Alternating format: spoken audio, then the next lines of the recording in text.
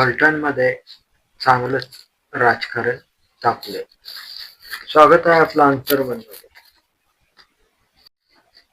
फलटणमध्ये चांगलंच राजकारण पेटलंय. विधान परिषदेचे माजी सभापती रामराजे नाईक निंबाळकर आणि माजी खासदार रणजितसिंह नाईक निंबाळकर यांच्यामध्ये हे चांगलेच वाकयुद्ध सुरू झालेले आहे. अगदी गजानन चौकात बुलेटवरून जाणारे माजी खासदार रणजित नाईक निंबाळकर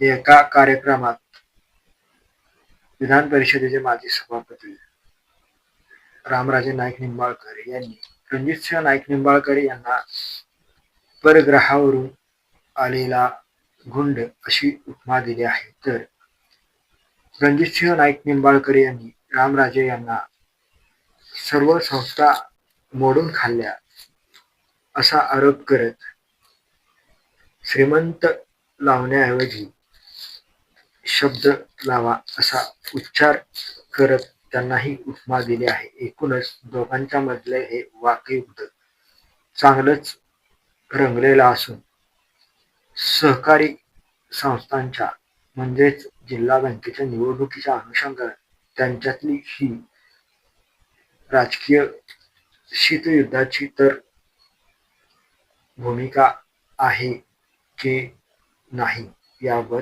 चर्चा सुरू आहे. कुठल्या मुहूर्तावर जन्मलाय त्याचं त्याला माहिती, आणि ते नेमका फलटणमध्येच का जन्मलाय हे आपल्याला माहिती. असा माणूसच होणं शक्य नाही.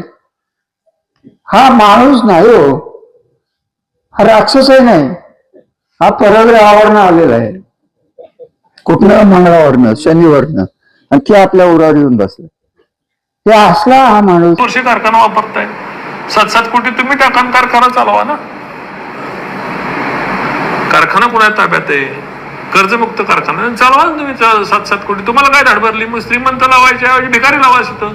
मागं लावतात ना श्रीमंत रामराजे. हे नसेल तर आमच्याकडे पैसे नाही, भिकारी लावा. बघेल तालुक्यातली जनता आज उदार आहे.